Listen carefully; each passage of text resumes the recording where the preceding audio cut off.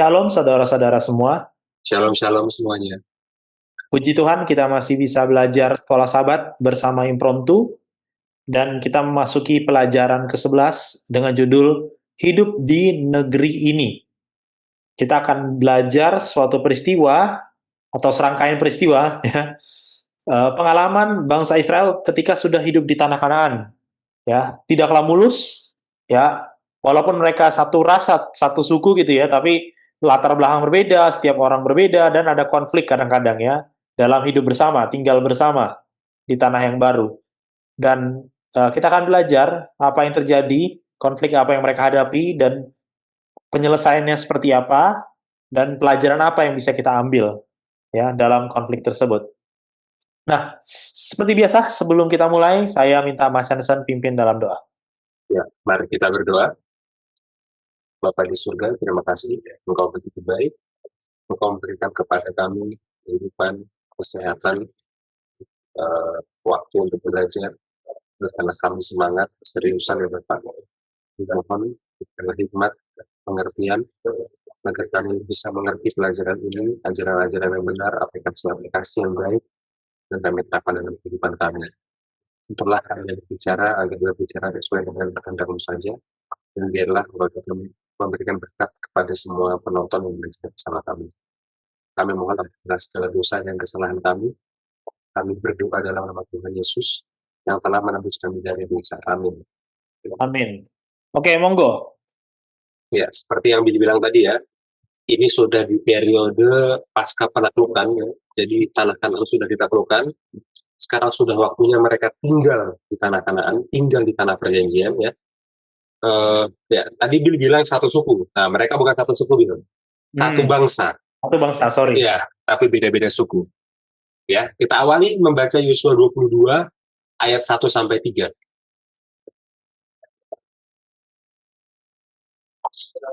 Oke. Yosua 22 ayat 1 sampai 3. Lalu Yosua memanggil orang Ruben, orang Gad, dan suku Manasye yang setengah itu, dan berkata kepada mereka, "Kamu telah memelihara segala yang diperintahkan kepadamu oleh Musa, hamba Tuhan itu, dan telah mendengarkan perkataanku dalam segala yang kuperintahkan kepadamu. Kamu tidak meninggalkan saudara-saudaramu selama waktu ini, sampai sekarang, tetapi kamu setia memelihara perintah Tuhan Allahmu kepadamu." Ya, di sini Yosua berbicara kepada orang Ruben, orang Gad, ya, dan setengah dari suku Manasye. Ya. Intinya Yosua memuji mereka, ya kan? Yosua menyebut mereka ini orang-orang yang setia, mereka ini orang-orang yang menepati janji, mereka ini orang-orang yang menurut kepada Musa dan menurut kepada Yosua, ya kan? Jadi ceritanya kelompok-kelompok suku ini ya, orang Ruben, orang Gad, dan setengah suku Manasye, mereka ini meninggalkan istri dan anak-anak mereka dan rumah mereka itu di sebelah timurnya Sungai Yordan. Ya, jadi istri dan anak-anak mereka nggak ikut menyeberangnya Sungai Yordan di pasal 3 dan pasal 4. Ya. Lalu mereka ikut bertempur bersama 9,5 suku yang lain, ya, membantu 9,5 suku yang lain untuk merebut tanah mereka. Ya, jadi fakta bahwa 9,5 suku yang lain itu berhasil menaklukkan Kanaan itu karena dibantu oleh 3,5 suku yang ini. Ya, orang Ruben, orang Gad, dan setengah suku Manasye. Gitu ya. Oke, sekarang mari kita baca bahasa Ibraninya di ayat 3 ya. Oke.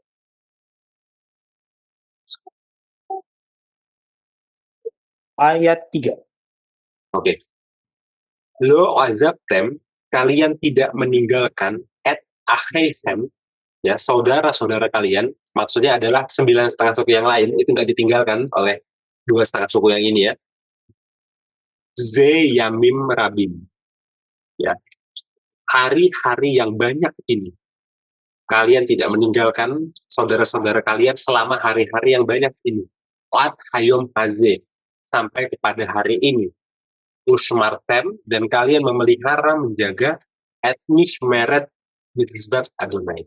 Kalian menjaga ya, apa itu, kewajiban dari perintah Tuhan ya. Ya, perhatikan kata syamar, memelihara dengan kata mishmer, ya, kewajiban itu akarnya sama itu, ya. Shamar Mishmer akarnya sama ya, Shin Memres SMR ya, Elechem ya, kepada kalian. Kalian memelihara kewajiban perintah Tuhan kepada kalian. Oke. Ya. Yang dalam bahasa Indonesia diterjemahkan sebagai selama waktu ini, ya. Dalam bahasa Ibrani-nya adalah Ze Yamim Rabim. Ze itu artinya adalah ini, Yamim itu adalah bentuk jamak dari Yom, artinya hari-hari. Yom itu hari, Yamim itu hari-hari. Ya. Rabim itu artinya banyak. Ze Yamim Rabim, hari-hari yang banyak ini. Oke, dan itu diterjemahkan dengan sangat literal oleh Nesby, ya. This many days, itu katanya Nesby ya, sangat literal. Oke, nah sekarang kita perlu bertanya, kalau dikatakan hari-hari yang banyak, seberapa banyak, ya kan?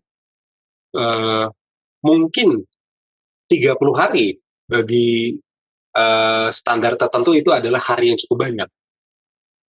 Ya, mungkin 100 hari bisa dibilang hari yang cukup banyak. Mungkin 360 hari itu adalah hari yang cukup banyak. Mungkin 1000 hari itu hari yang cukup banyak. Atau mungkin lebih dari 1000 hari, nggak tahu berapa hari. Seberapa banyak hari-hari yang dilalui oleh 2,5 suku ini untuk menemani, untuk membantu 9,5 suku yang lainnya. Ya, kalau kita bandingkan dengan Yosua 11, Yosua 14, ya, itu adalah sekitar 6 sampai 7 tahun. 6 sampai 7 tahun. Jadi berapa banyak hari itu? Ya, dalam kalender Yahudi, 1 tahun itu adalah 360 hari. Kalikan aja, 360 kali 6 atau kali 7. Sebegitu banyaknya hari, ya, yang dilalui oleh 2,5 suku ini untuk menemani, membantu 9,5 suku yang lain menaklukkan Kanaan. Ya, jadi ini kedalaman bahasa aslinya. Kalau dalam bahasa Indonesia, apa tadi katanya? Selama waktu ini, nggak salah, selama waktu ini, ya. Tapi dalam bahasa Ibrani, sebegitu banyaknya hari yang mereka lalui. Ya. Itu ya. Oke, lanjut Bill. Kita baca ayat 4 sampai 8. Tetapi sekarang Tuhan Allahmu telah mengaruniakan keamanan kepada saudara-saudaramu, seperti yang dijanjikannya kepada mereka. Oleh sebab itu, pulanglah ke kemahmu, ke tanah milikmu, yang telah diberikan kepadamu oleh Musa, hamba Tuhan itu di seberang Yordan. Hanya lakukanlah dengan sangat setia perintah dan hukum yang diperintahkan kepadamu oleh Musa, hamba Tuhan itu, yakni mengasihi Tuhan Allahmu, hidup menurut segala jalan yang ditunjukkannya, tetap mengikuti perintahnya, berpaut padanya, dan berbakti kepadanya dengan segenap hatimu dan dengan segenap jiwamu. Lalu Yosua memberkati mereka dan melepas mereka pergi. Maka pulanglah mereka ke kemah mereka. Kepada suku Manasye yang setengah telah diberikan Musa bagian mereka di Basan. Kepada suku yang setengah lagi telah diberikan Yosua bagian mereka di antara saudara-saudara mereka di sebelah barat Sungai Yordan.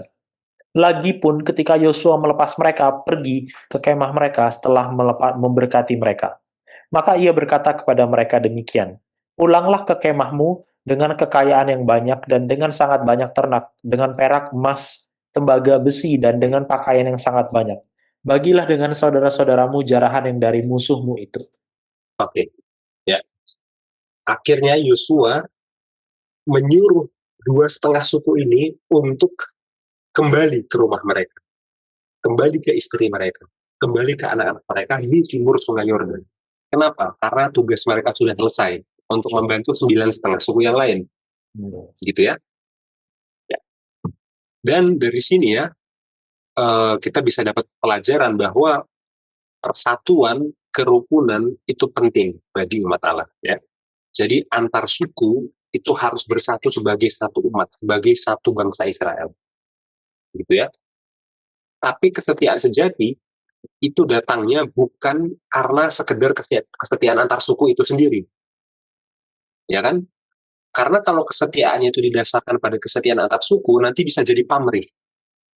Ya, bukan 2,5 suku yang ini setia dengan 9,5 suku yang ini atau sebaliknya. Ya, itu nanti mereka bisa hitung-hitungan jadinya. Tapi kesetiaan terbesarnya adalah pada Tuhan.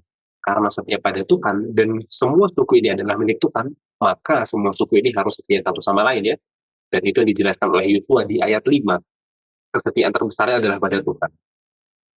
Mengasihi Tuhan, hidup menurut segala jalan yang tunjukkan Tuhan, tetap mengikuti perintah Tuhan, berpaut pada Tuhan, berbakti pada Tuhan. Ya, kalau setia sama Tuhan, maka entah 2,5 suku yang di timur Yordan atau 9,5 suku yang di barat Yordan itu bisa bersatu. Ya, sampai di sini dulu. Silakan tanggapannya dia. Iya, ini awal yang bagus ya bagi kita untuk melihat bagaimana mereka tinggal. Ya mungkin berpikir aja gitu, kenapa dia tinggalin anak-anaknya dan istrinya di tepi yang sebelah kan? Apakah ada alasan tertentu? Ya, saya kurang tahu ya dari konteks ini. Tetapi 6 sampai 7 tahun itu waktu yang cukup lama ya, kalau boleh saya bilang. Dan mereka kan bukan pergi karena, maksudnya bukan pergi mengintai saja, tapi kan berperang kan dalam konteks ini. Ya, berperang. Dan ya keluarga yang ditinggalkan tentu khawatir dan yang lain-lainnya. Banyak perasaan campur aduk lah, boleh saya katakan ya. Nah, tetapi di sini tadi berbicara tentang kesetiaan ya, itu satu hal tentang keluarga yang ditinggalkan.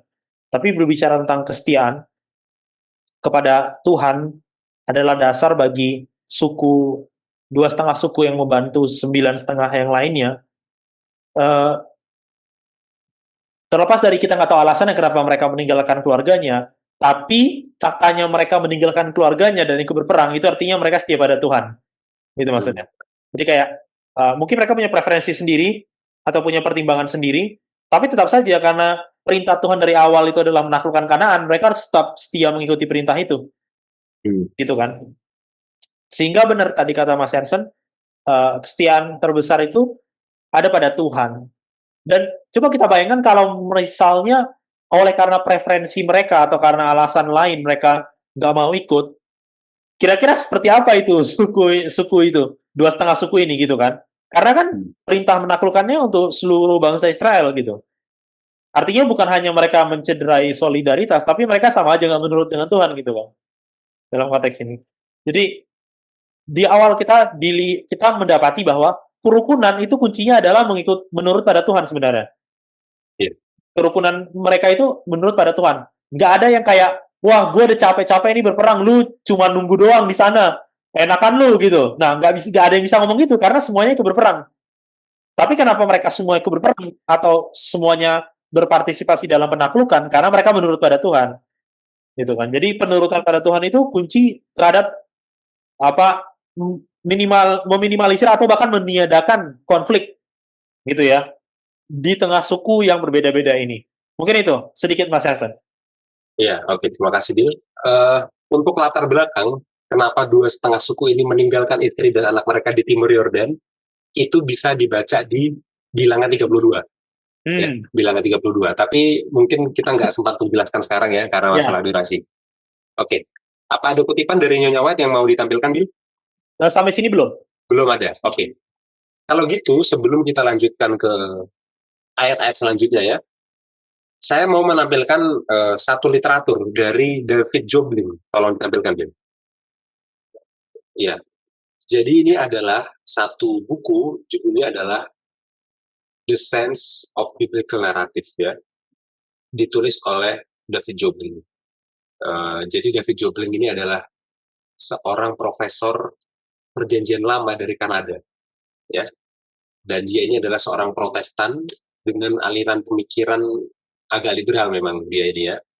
Jadi dia menganalisis narasi-narasi yang ada di perjanjian lama dengan cara berpikir strukturalisme. Ya, jadi dalam antropologi itu ada aliran pemikiran namanya strukturalisme ya. Itu dari Levi Strauss itu nama antropolognya yang mengembangkan itu. Ya, jadi bagi saudara yang tahu pasti tahu, tapi bagi yang nggak tahu juga nggak apa-apa ya. Tapi intinya David Jobling melakukan itu. Nah, dalam buku ini David Jobling itu melakukan analisis yang sangat rapi, sangat konseptual terhadap narasi-narasi di dalam perjanjian lama. Ya. saya bukannya setuju dengan semua argumen dari beliau, dengan semua kesimpulan beliau ya. Ada dalam beberapa hal saya juga nggak setuju ya. Tapi dalam hal memahami Yusuf pasal 22 ini ya, beliau itu menganalisisnya dengan sangat rapi ya. Nah, coba tolong Bill tampilkan di halaman 99. Halaman 99. 99. Ya, coba ke bawah ya di paragraf yang terakhir ya. Perhatikan bahwa Jobling menstrukturkan Yosua 22 itu dalam struktur kiastik ya. Struktur kiastik itu seperti cermin dia. Oke, atau seperti gunung, ada yang juga bilang seperti gunung. Jadi dia ini dari satu sisi ya, dan ada satu sisi yang berlawanan ya. Lalu dia bergerak dan ketemu di tengah. Gitu ya. Itu strukturnya. Dan masing-masing sisi yang berlawanan ini saling apa? Saling paralel satu sama lain. Gitu ya. Nah, daripada saya jelaskan panjang lebar, mending kita langsung lihat contohnya. Ya. Perhatikan ini adalah urutan ceritanya ya, dari ayat 10 sampai ayat 34 Yosua 22. Ya. Perhatikan kalau A itu paralel dengan A aksen, B paralel dengan B aksen, C paralel dengan C aksen, D paralel dengan D aksen, dan E itu jadi pusatnya. Jadi di awal orang, ada dua istilah yang harus dijelaskan. Yang pertama adalah Transjordanians, yang kedua Cisjordanians. Transjordanians itu artinya seberang Yordan. Maksudnya orang yang ada di timurnya Yordan, yang 2,5 suku, itu Transjordanian. Yang kedua, Cisjordanian, itu yang ada di sisi yang satunya lagi. Ya, yang bagi mereka itu nggak menyeberang. Padahal sebenarnya kan dua-duanya itu diseberang ya, entah seberang yang mana gitu kan. Iya. Tapi ini sudut pandangnya dari sudut pandang yang dominan. Bagi sudut pandang yang 9,5 suku, mereka nggak nyeberang. Gitu ya. Maka Cisjordanians itu adalah 9,5 suku yang masih ada di barat dari Sungai Yordan. Gitu ya. Itu Transjordan, Cisjordanians. Oke. Jadi begini. Di awal, Transjordanians membangun mesbah. Itu paralel dengan di akhir nanti, Transjordanians akan memberi nama mesbahnya. Ya. Kemudian selanjutnya, Cisjordanians akan mengancam perang. Itu akan paralel bahwa nanti di akhir orang-orang Cisjordan akan membatalkan ancaman perang. Gitu ya. Lalu ceritanya berlanjut ya dengan orang-orang Cisjordan mengirim utusan, mengirim delegasi. Itu akan paralel dengan nanti di sisi satunya dari ceritanya ya, delegasi dari orang Cisjordan ini akan pulang. Gitu kan? Lalu ceritanya berlanjut dengan para delegasi ini memberikan sebuah tuduhan kepada orang Transjordan.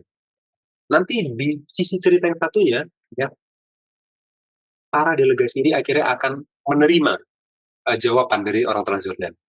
Ya, dan pusat dari ceritanya adalah jawaban dari Transjordan. Bagaimana orang Transjordan akan menjawab tuduhan dari Cisjordan. Ya, itu jadi pusat ceritanya di ayat 21 sampai 29. Ya. Nah, ini bagus sekali yang sudah dianalisis oleh Jobling ya, dan ini bisa membantu kita untuk berpikir lebih baik lagi tentang ceritanya ya. Nah, jadi waktu kita melihat ceritanya berkembang di sisi satunya, ya itu akan berkebalikan sama persis. Sebaliknya begitu orang Transjordan memberikan jawaban, ya gitu ya. Ini struktur kiastik dari kisah ini. Oke, tanpa berlama-lama lagi kita baca saja ayatnya ya. Yes. Kita baca mulai dari ayat 9. Oke. Ayat 9, suku-suku di seberang Yordan mendirikan mesbah. Maka pulanglah Bani Ruben, Bani Gad, dan suku Manasye yang setengah itu dan mereka pergi meninggalkan orang Israel, keluar dari Silo di tanah Kanaan untuk pergi ke tanah Gilead, tanah milik mereka yang didiami mereka, sesuai dengan titah Tuhan dengan perantaraan Musa. Iya. Oke. Bill, apa masih ingat tadi di ayat 1, kedua setengah suku ini dipanggilnya dengan sebutan apa? Ayat 1, kedua suku. Dua setengah suku ini dipanggilnya dengan sebutan apa? Dua setengah suku dipanggil dengan sebutan apa? Suku. Nah, coba dibuka aja ayat 1. Orang. Orang Ruben, orang Gad, dan suku Manasye yang setengah. Ya, Suku jadi pakai pakai kata orang ya, orang. orang. Ya, kalau dalam bahasa Ibrani itu Rubeni, Gadi, gitu ya. Nah, Nah, sekarang di ayat 9 dipanggilnya sebagai apa? Bani. Bani Ruben, Bani Gad. Ya, jadi yang dipakai kata Bani ya dalam bahasa Ibrani Bnei Reuben, Bnei Gad. Ya. Hmm. Nah, dalam membaca Alkitab kita jangan hanya memperhatikan ceritanya, tapi perhatikan gaya ceritanya. Ya, kenapa penulisnya memilih bercerita dengan gaya seperti itu? Artinya ada yang mau ditunjukkan kan gitu ya. Hmm. Tadi disebut sebagai orang Ruben, orang Gad. Ya, artinya masih dianggap sebagai bagian dari Israel. Ya, sebagai bagian dari suku Israel. Sekarang pakai kata Bani, Bnei Ruben, Bnei Gad. Artinya mereka ini secara signifikan udah dipisahkan dari Israel. Dua setengah suku ini. Kenapa? Karena biasanya pakai kata benih itu langsung Israelnya, benih Israel, satu Israel. Iya. Ya, dalam benih Israel, dalam Bani Israel ada berbagai suku gitu kan. Iya. Sekarang kalau mereka sendiri sudah disebut sebagai benih, sebagai bani, mereka udah dianggap sebagai bangsa lain jadinya, bukan sebagai suku. Itu signifikansinya. Ya. Nah, dari gaya bahasa ini aja kita harus perhatikan dengan detail ya, saudara-saudara. Oke, lanjut Bill. Ayat 10 sampai 12. Oke. Ketika mereka sampai ke Gelilot pada sungai Yordan yang di tanah Kanaan, maka Bani Ruben, Bani Gad, dan suku Manasye yang setengah itu mendirikan mesbah di sana di tepi sungai Yordan. Mesbah yang besar bangunannya. Lalu terdengarlah oleh orang Israel itu cakap orang. Telah didirikan mesbah oleh Bani Ruben, Bani Gad, dan suku Manasye yang setengah itu. Mesbah menghadap ke tanah Kanaan di Gelilot pada sungai Yordan, di sebelah wilayah orang Israel. Ketika hal itu terdengar oleh orang Israel, berkumpullah segenap umat Israel di Silo untuk maju memerangi mereka. Ya, dan terbukti di sini ya kata Israel digunakan di ayat 11 dan di ayat 12. Ya, dan di ayat 11, ayat 12 dan ayat selanjutnya kata Israel itu nggak digunakan untuk kedua belas suku. Kata Israel di sini cuma digunakan untuk kesembilan setengah suku yang ada di barat Sungai Yordan. Seakan-akan dua setengah suku ini udah nggak dianggap Israel lagi. Padahal dua setengah suku ini kan sebenarnya masih Israel. Ya, tapi kenapa gaya bahasanya seakan-akan Israel mendengar bahwa suku ini, bahwa Bani ini begini. Loh, kok Israel mendengar bahwa mereka begini, kan mereka ini Israel juga.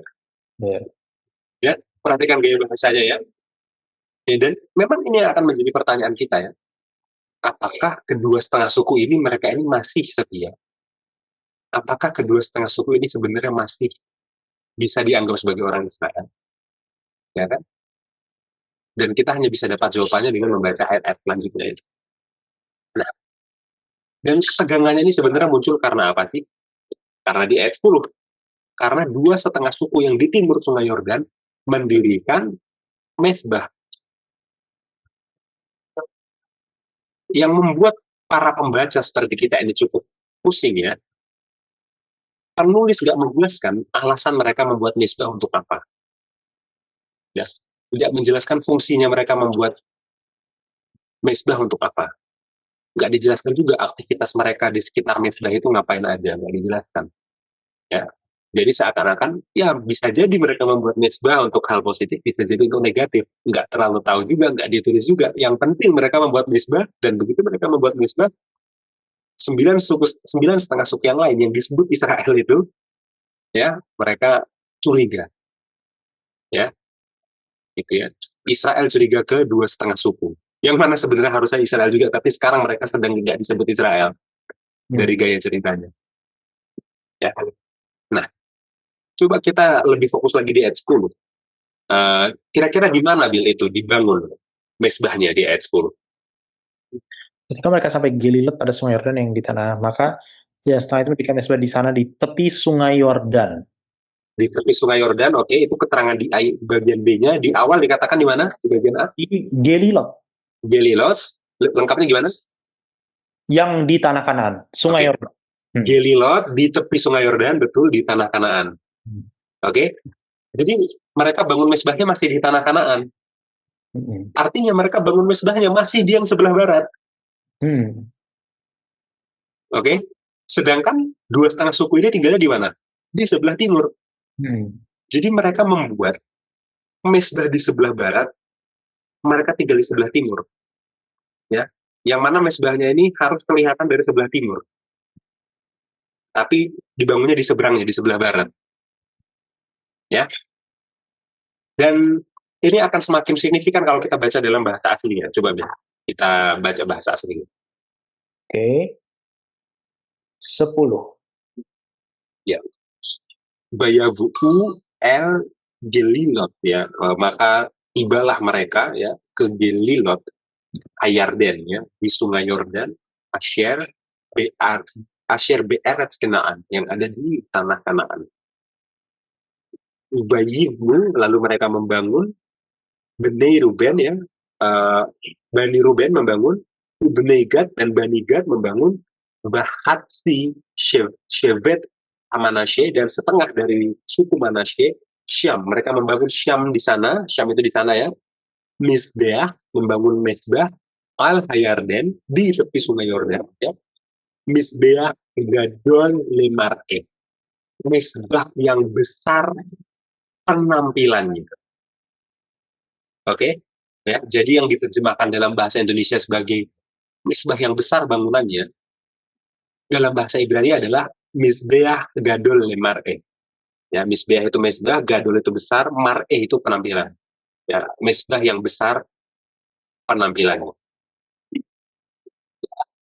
Dan perhatikan ya, frasa gadol lemar'e, besar penampilannya, itu sebelumnya cuma digunakan di Keluaran 3 untuk berbicara tentang semak yang terbakar.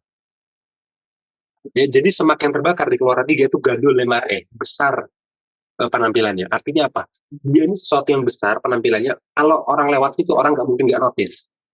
Pasti kelihatan. Pasti kelihatan. Nah, ini menarik. Berarti merekanya, orang dua setengah suku ini sudah tinggal di timur Yordan, tapi mereka tetap bangun di sebelah barat sebuah mesbah, ya, yang harus tetap kelihatan dari sebelah timur.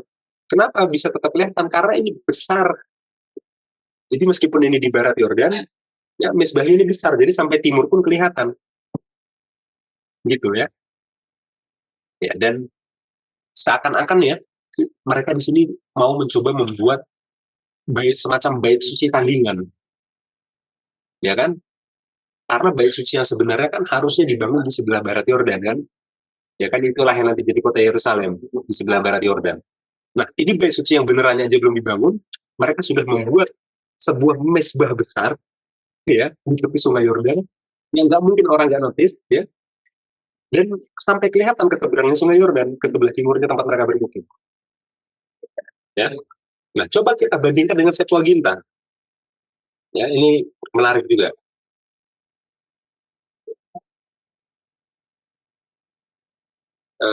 Saya berapa tadi? 10. 10 ya. Oke. Ya. Bahasa Yunani saya kurang bagus ya, tapi di situ ada kata bomon, ya, muncul ya, kata bomon. Bomon megan to idein, ya, akar katanya bomos. Megan itu mega, besar, to idein, untuk dilihat, untuk penglihatan, ya, gitu ya. Kata bomos ini juga ya, dalam bahasa Yunani, itu cenderung digunakan untuk mesbahnya orang kafir. Ya, artinya gini. Oke, saya belum jelaskan, saya lupa.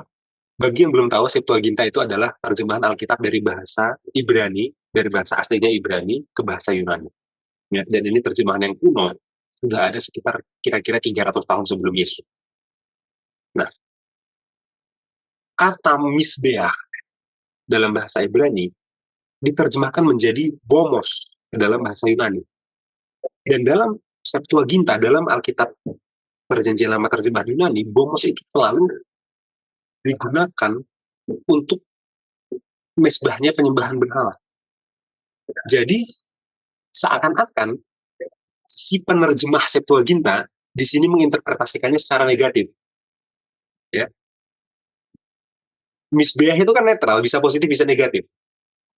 Tapi penerjemahnya sengaja pakai kata Yunani yang negatif untuk menerjemahkan, seakan-akan ini maknanya ke arah negatif. Ya, ini arahnya ke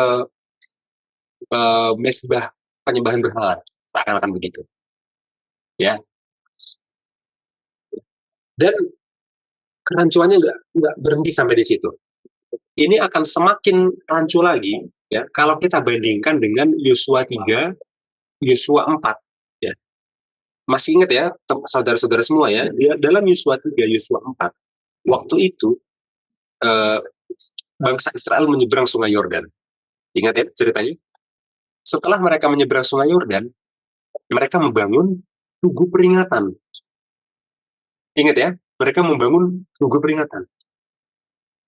Nah, sekarang dua setengah suku yang tadi menyeberang balik lagi ke sisi yang satunya lagi, ya, dan bukannya membangun tugu peringatan, mereka membangunnya mesbah yang besar. Jadi pertanyaan, apa tujuannya mereka bangun mesbah-mesbah ini? Ya, apakah mereka mau buat bait suci tandingan? Untuk membuat korban tandingan yang harusnya ada di bait suci, yang mana bait sucinya sendiri belum dibangun? Ya, atau mereka mau bangun ini dengan fungsi yang sama seperti tugu peringatan yang ada di Yosua 3, Yosua 4, atau apa? Atau mereka mau bangun sesuatu yang seperti Menara Babel, ya, karena besar itu identik dengan Menara Babel.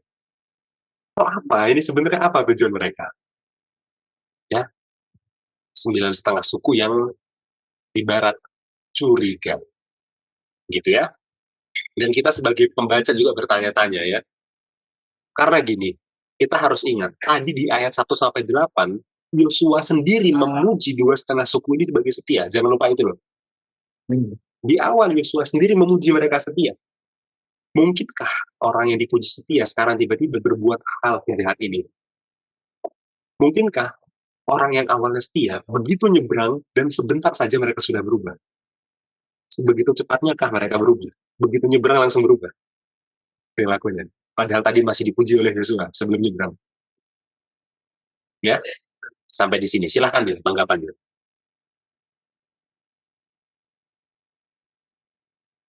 Iya. Ya, kita yang sebagai pembaca aja juga prejudis ya. Iya. Nah, prejudis itu maksudnya berprasangka buruk gitu terhadap 2,5 suku ini, dan mungkin itu yang dialami oleh mereka, oleh 9 suku yang lainnya.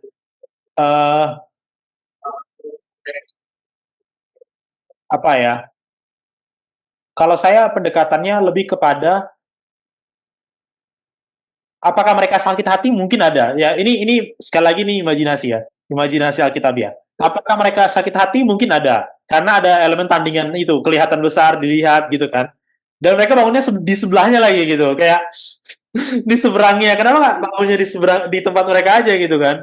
Iya. Tapi maksudnya ada elemen sakit hati mungkin terhadap tandingan. Tapi di luar itu menurut saya elemen yang lainnya adalah mereka sensitif terhadap penyembah berhala yang tadi kita lihat di cara Septuaginta menerjemahkan itu. Menurutku mereka lebih ke antipati terhadap itu sih. Jadi kayak mereka kan kayak mereka sadar, semuanya sadar, maksudnya bot 2,5 dan 9,5 ini sadar bahwa mereka fakta mereka bisa menaklukkan Kanaan karena Tuhan. Mereka tuh kecil, nggak ada apa-apanya gitu kan, hancurkan semuanya itu karena Tuhan. Nah, mereka mungkin ada kayak mereka takut orang ini nggak setia lalu itu semua hilang gitu loh. Mungkin Tuhan ambil semua gitu kan. Jadi kayak, wah, kita udah capek-capek 6 sampai 7 tahun bahkan kamu meninggalkan istrimu, terus semuanya hilang nanti. Mungkin Tuhan marah. Jadi mungkin ada elemen itu. Jadi elemen kayak apa lagi nih? Dia mau memberontak kah? Jadi saya lebih kepada sensitivitas terhadap penyembahan berhala. Iya. Gitu ya. Mereka baru aja dapat tanahnya, baru aja bagi-bagi setelah perjuangan gitu kan. Ini malah mau buat sesuatu yang bisa Tuhan tarik. Itu warisan mereka. Jadi menurut saya ada elemen itu sih yang lebih kental mungkin ya, karena melihat naratif perjalanan mereka menaklukkan Kanaan. Mungkin itu Mas Yansen kalau dari saya ya. Tapi kita belum tahu sampai sini cerita Ya, kita belum tahu kan. nah, yang jelas gini, motifnya dua setengah suku yang di timur membangun kita belum tahu. Nah, belum. Karena ayatnya hanya bilang mereka membangun, nggak dijelaskan Ya. kenapa membangun, fungsinya apa, yang dilakukan apa. Jadi kita hanya tahu mereka bangun, apakah positif, apakah negatif, kita belum tahu. Hmm. Tapi di ayat sebelumnya kita akan baca seperti yang Bill bilang. Memang kekhawatiran dari 9,5 yang di barat adalah kekhawatiran supaya jangan jatuh ke penyembahan berhala, itu betul. Hmm. Ya, kita bisa baca di ayat selanjutnya. Nah, coba Bill kita baca ayat 13 sampai 14. Oke. 13-14. Kemudian orang Israel mengutus kepada Bani Ruben, kepada Bani Gad, dan kepada suku Manasye yang setengah itu, ke tanah Gilead, Imam Pinehas bin Eleazar, dan bersama-sama dengan dia 10 pemimpin, yakni seorang pemimpin kaum keluarga sebagai wakil tiap-tiap suku Israel. Masing-masing mereka itu kepala kaum keluarganya di antara kaum-kaum orang Israel. Ya, kita bisa lihat ya, lagi-lagi ya, Israel itu dipisahkan dengan Bani Ruben, Bani Gad, dan setengah suku Manasye. Ya, Israel mengirim utusan kepada Bani Ruben, Bani Gad, dan setengah suku Manasye. Padahal Bani Ruben, Bani Gad, dan setengah suku Manasye itu sebenarnya Israel juga ya. Tapi sekarang dianggap seakan-akan bukan Israel dari gaya bahasanya ini ya. Ya. Dan ya intinya gini, 9,5 suku yang di barat itu mereka mau jawaban. Ya, mereka mau klarifikasi. Sebenarnya kenapa yang 2,5-nya di timur ini membangun mesbah, gitu ya? Akhirnya mereka kirim utusan, utusan delegasi. Ya. Dan utusan delegasi itu dipimpin oleh satu orang yang namanya Pinehas. Ya. Pinehas bin Eleazar, Pinehas putra Eleazar. Ya. Nah, kalau kita tahu Eleazar ini adalah imam besar ya, pemimpin agama Israel itu Eleazar. Nanti di pasal 24 Eleazar tercatat meninggal. Ya. Dan setelah Eleazar meninggal, Pinehas yang akan menggantikan jadi imam besar. Ya, jadi Pinehas ini calon imam besar. Ya, Pinehas lah jadi pemimpin utusan yang akan pergi dari barat ke timur, ya, untuk bertemu dengan 2,5 suku ini. Dan Pinehas ini reputasinya di Israel bagus. Kalau kita baca kitab Bilangan, di Bilangan 32, ya, Pinehas inilah ya, Pinehas inilah yang menghentikan penyembahan berhala dan pesta seks Israel di Baal Peor. Ya, itu tragis sekali ya di Bilangan 25 ya, bangsa Israel jatuh dalam penyembahan berhala dan pesta seksnya. Dan Pinehas yang menghentikan kejahatan itu. Jadi Pinehas ini ya orang baik lah, kita bisa bilang begitu lah. Ya. Anak imam, calon penerus imam, orang baik. Oke, lanjut Bil, ayat 16 sampai 20. Bilangan Ayat, 25 Bil. sorry.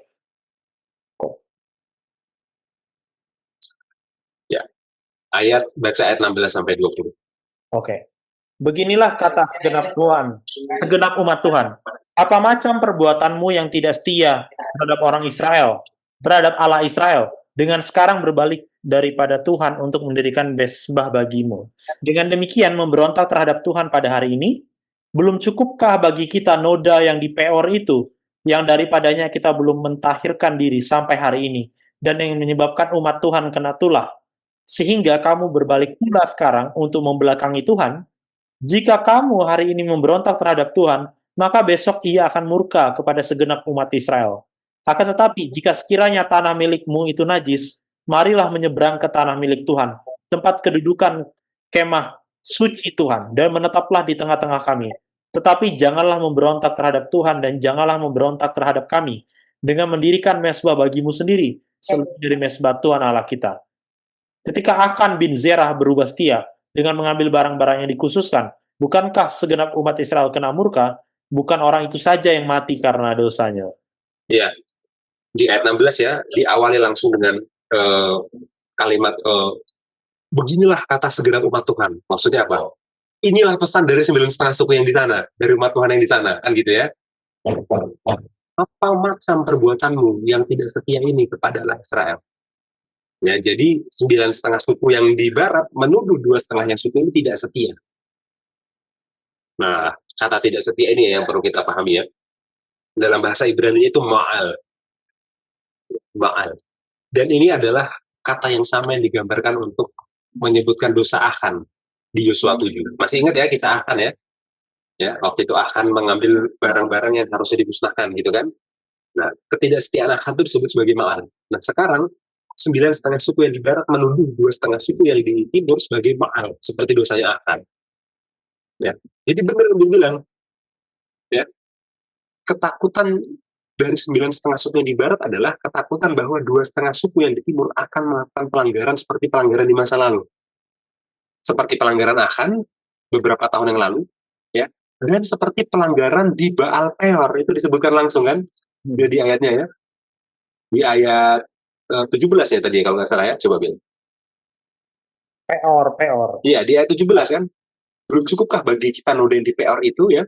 Oh, kamu mau ngulangin lagi yang kayak di PR itu? Kira-kira gitu kan? Jadi ketakutan 9,5 suku yang di barat itu dua. Jangan sampai kita mengulangi dosa Achan, jangan sampai kita mengurangi dosa di Baal Peor, di bilangan 25. Nah, dosa di Baal Peor itu apa? Dosa penyembahan berhala. Jadi betul kalau Bill bilang, mereka takut dengan penyembahan berhala. Mereka takut itu terulang. Ya, mereka takut kalau ternyata mesbah yang dibangun oleh 2,5 suku di timur ini adalah mesbah untuk dewa-dewa palsu. Ya kan? Dan mereka takut kalau karena kesalahan sebagian orang satu bangsa akan kena seperti di kisahnya Achan. Iya. Ya, itu yang terjadi. Oke, sampai di sini Bill. Silahkan tanggapannya. Iya, jadi udah diverifikasi ya dari cerita sendiri bahwa itulah ketakutan mereka. Ayo, Pak, karena aku sambil nulis ya di belakang di bagian akhir yang tadi lu bilang, dan lebih lanjut mereka takut apa ya, dosa mereka eh, Berdampak ke yang di barat juga. berdampak ke 9,5 Iya. yang lainnya. Karena waktu Achan berdosa yang kena satu Israel. Iya. Iya. Iya. Jadi mungkin trauma itu ya. Itu mungkin trauma trauma itu. Nggak terlalu relate ke sini karena menurut saya sampai di sini ceritanya sudah jelas, kita paling tidak tahu motifnya kenapa mereka, maksudnya motif dari 9 suku ini kenapa mereka jadi datangi, pilih delegasi, dan ingat delegasi yang dipilih imam loh, berarti udah ada korelasi kan. Oh, imam tidak setia gitu, mereka bukan pilih pemimpin perang gitu atau siapa gitu kan, jenderal atau orang besar, tapi yang dipilih imam gitu kan, berarti bagi mereka isu utamanya adalah penyembahan gitu. Yeah. Dan imam yang dipilih adalah imam yang mengatasi kasus di Baal Peor itu sendiri. Iya, benar, imam yang punya pengalaman terhadap isu ini, gitu kan? Isu penyembahan berhala. Iya. Iya. Jadi dari situ uh, kita sudah dapat lah apa namanya kekhawatiran 9,5 suku yang lainnya. Walaupun nanti kita akan lanjut baca apa responnya gitu ya dari 2,5 ini. Mereka akan kasih tahu alasannya. Tapi Mas Hansen ada satu pertanyaan hari Jumat ya yang relate dengan ini. Tadi waktu aku baca jadi kayak, wih, bagus juga nih kalau kita bahas sedikit. Dibilang di nomor 2. Mengapa kita sering bereaksi berlebihan terhadap suatu situasi karena kegagalan atau kesalahan kita di masa lalu? Bagaimanakah kita dapat menghindari kecenderungan ini? Maksudnya gini, kayak misalnya, mungkin aku mempermudah ya sebelum nanti aku tanya pendapatmu. Tapi maksudnya kayak, misalnya dulu aku udah pernah mencuri, terus kalau aku lihat ada potensi orang mencuri, jadinya kayak aku lebih sensitif gitu loh. Woi, awas lu, jangan curi. Karena apa? Karena mungkin saya dulu pencuri ulung gitu. Jadi aku lebih sensitif setelah dulu saya itu, bahkan kecenderungannya adalah itu berlebihan dan lebih mudah menghakimi akhirnya, lebih mudah aware akan apa namanya kecenderungan untuk mencuri gitu. Itu contohnya tadi. Ah, gimana ini? Karena kan ini begitu ya kasusnya ya. Mereka udah menyembah berhala terus kayak, wih, jangan-jangan lu mau menyembah berhala ya? Awas lu gitu kan. Iya. Jadi gitu. Contoh yang Bill bilang itu bisa jadi salah satu kasus kesalahan masa lalu kita digunakan untuk menilai orang lain. Itu bisa. Yang lebih ekstrim lagi, Bill, kita menilai orang lain dari kesalahan masa lalu orang itu sendiri. Misalkan ada orang sekarang, kita ketemunya sekarang, bukan 5 tahun lalu, kita ketemu sekarang, tapi kita tahu 5 tahun lalu dia berbuat salah. Iya. Terus dia ini gayanya gitu. Aku tahu 5 tahun yang lalu dia ngapain. Padahal itu 5 tahun yang lalu, dan kita nggak tahu selama 5 tahun udah ada perubahan apa. Iya. Ya. Jawabannya sebenarnya nanti udah disiapkan di akhir ya. Tapi kita coba singgung sedikit. Jawabannya gini. Nanti Dua setengah suku yang di timur mereka akan bilang, hanya Tuhan yang mengetahui hati. Mereka akan bilang gitu dalam jawaban mereka. Hmm. Hanya Tuhan yang mengetahui hati. Jadi, semua yang kamu pikir terhadap orang itu nggak pernah 100% benar. Hmm. Karena kamu hanya menduga. 100% isi pikiran dan 100% isi hati hanya Tuhan yang tahu. Jadi selama masih nggak tahu, cara paling mudahnya adalah bertanya. Cara paling mudahnya adalah bertanya. Ya, contoh Bill tadi, pakai contoh cerita mencuri. Ya, karena trauma dengan kesalahan masa lalu mencuri, waktu melihat orang lain mau mencuri, langsung trigger. Iya. Tapi, apakah kita benar-benar tahu hati dan pikiran dia 100%? Enggak. Hanya Tuhan yang mengetahui hati. Lalu karena kita bukan orang yang maha tahu seperti itu, kan cara terbaik kita apa? Tanya, kamu kayak gitu, emang kamu mau ngapain? Emang tujuanmu apa? Emang motivasimu apa? Siapa tahu setelah ditanya memang jelas mau mencuri, baru salah. Iya, tapi kalau setelah ditanya ternyata bukan mencuri, ya. Nah, dan gini Bill, tadi Bill sempat singgung juga mereka kirimnya imam. Iya, inilah yang salah satu yang kita kagumi dari 9,5 suku yang di barat. Iya. Mereka kirim imam untuk bertanya dulu. Ya, kita perlu acungi jempol. Tapi sebenarnya di belakang itu mereka sudah siap untuk perang. Tadi kita baca di ayatnya. Jadi, kalau seandainya imam ini datang dan jawaban yang diterima adalah mereka memang mau menyembah berhala, Langsung. oh itu yang 9,5 udah siap mau perang. Untungnya mereka nggak langsung perang. Untungnya meskipun siap perang, siapa tahu salah, tanya dulu deh. Tapi tetap udah siap perang. Ya, mungkin kita juga kadang-kadang udah siap untuk menghukum gitu ya, udah siap untuk menyergap. Ya Iya. bisa jadi ada kecenderungan itu, tapi coba tahan sedikit Pak. Kita nggak tahu isi hati orang dan pikiran orang sepenuhnya, tanya dulu. Ya, nanti kita akan baca itu ayatnya. Iya, iya. Dan argumennya luar biasa dari 2,5 suku yang di timur ya. Oke, kita baca aja ya, Bill. Oke, lanjut, lanjut. Ya, kita buka ayat 21. Oke. Ayat 21. Lalu jawab Bani Ruben, Bani Gad, dan suku Manasye yang setengah itu, katanya, kepada para kepala kaum orang-orang Israel. Ya, lagi-lagi dipisahkan antara mereka dan Israel. Lalu Bani Ruben, Bani Gad, setengah suku manusia menjawab kepada kaum Israel. Memangnya mereka bukan Israel, Iya. tapi seakan-akan mereka dipisahkan dari gaya bahasanya. Ya. Dan ingat, dari struktur kiastiknya tadi, bagian ini, ayat 21 sampai 29, inilah pusat ceritanya. Ya.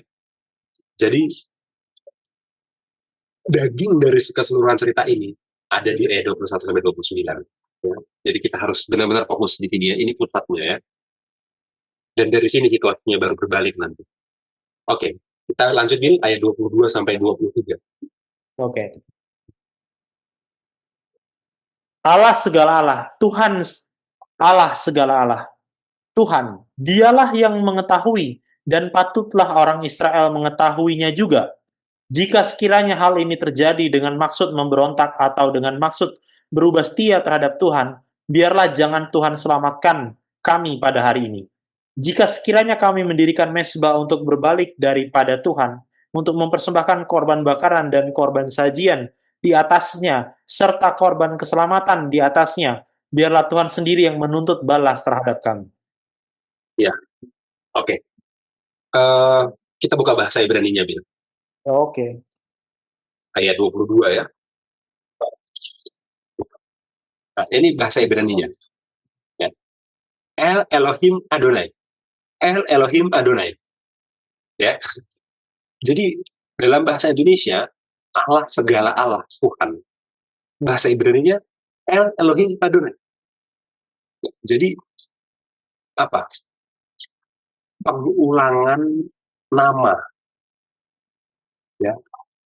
Pengulangan nama dan disebutkan dengan 3 variasi yang berbeda dan semakin lama semakin spesifik. Gitu ya. El, ilah, El. Ilah yang mana? Bangsa lain kan punya ilah juga. Elohim. Iya, Elohim yang mana? Bangsa lain kan punya Elohim juga. Akhirnya disebut namanya Adonai. Ya, ngomong-ngomong waktu saya baca Adonai, tertulisnya itu 4 huruf ya, Yod He Vav He, YHWH. Disebut namanya. Jadi ini bukan L-nya bangsa lain, bukan Elohimnya bangsa lain yang palsu itu, bukan. Ini adalah El Elohim yang sejati, yang benar. Yod He Vav He, YHWH Adonai sendiri. Ya. Jadi ini mau menunjukkan, memberikan penekanan kesetiaan dari dua setengah suku yang di timur. Bahkan sebelum mereka jawab, ya, mereka nggak jawab langsung dengan motivasi mereka membangun mezbah apa, ya, fungsinya mezbah itu apa, aktivitas mereka di sana apa, mereka nggak jawab itu, mereka langsung sebut. Sebelum kami jelasin semuanya, kami mau kasih jelas, ini Tuhan kami, sama dengan yang kalian sembah. El yang mana? Elohim, yang mana? Yod Heh YHWH, Adonai. Ya, jadi jangan ragukan kesetiaan kami dua setengah suku yang di timur ini. Itu maksudnya.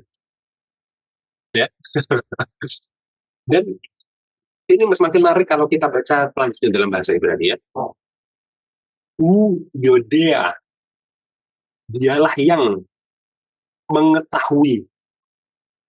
Israel Huyeda, dan orang Israel harus mengetahui dia. Tuhanlah yang maha mengetahui. Artinya apa?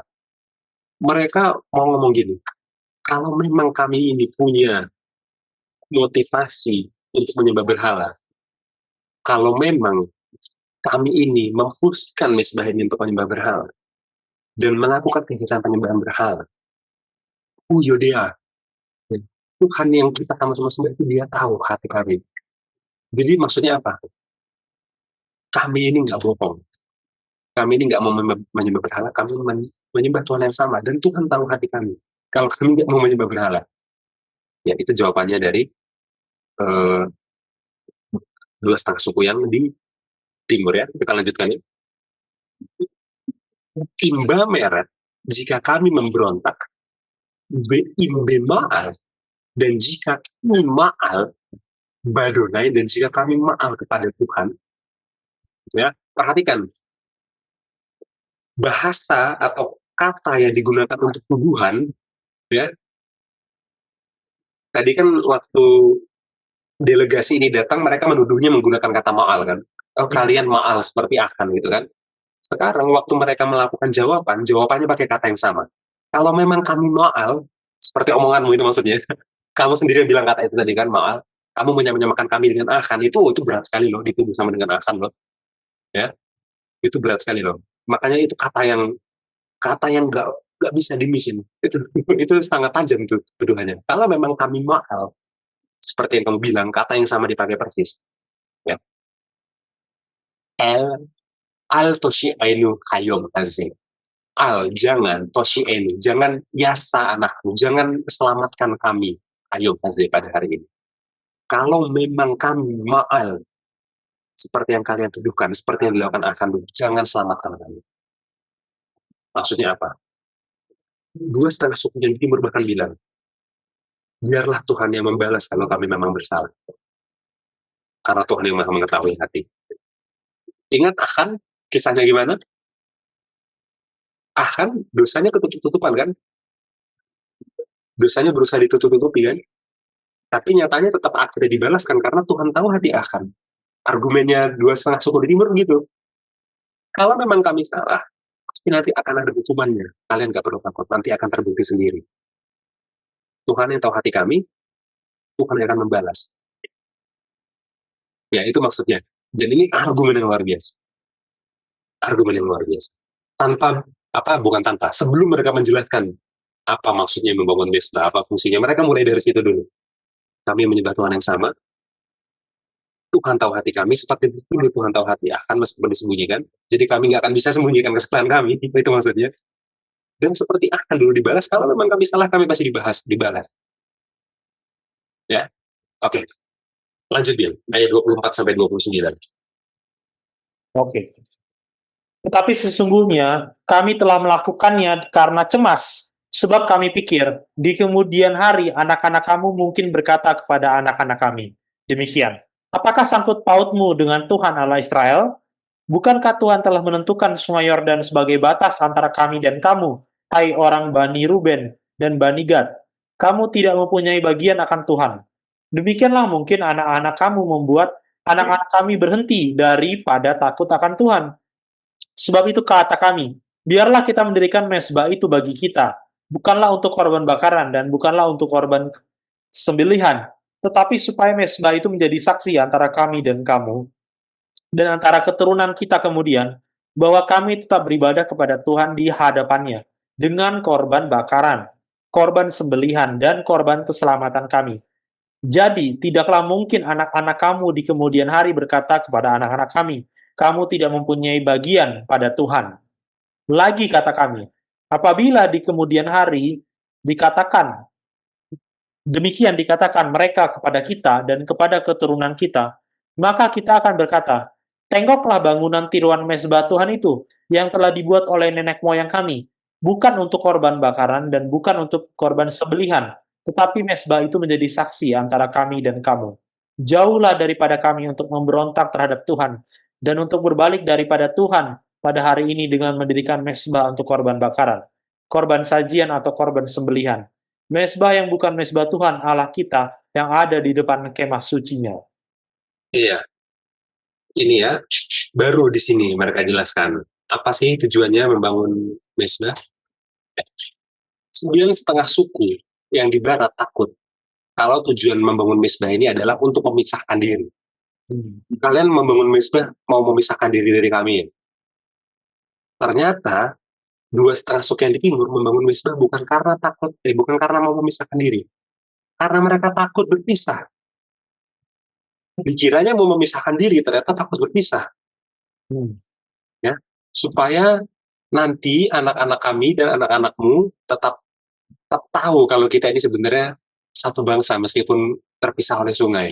Makanya inilah tandanya. Ya, bukan karena kami mau berpisah dari kamu, justru karena kami takut berpisah dari kamu. Ini dibikin tandanya. Coba bayangin itu, saudara. Ya. Dan bukan karena mau menyembah Allah lain dan gak setia sama Tuhan. Justru mereka membangun mezbah ini supaya mereka tetap ingat untuk setia sama Tuhan. Ya.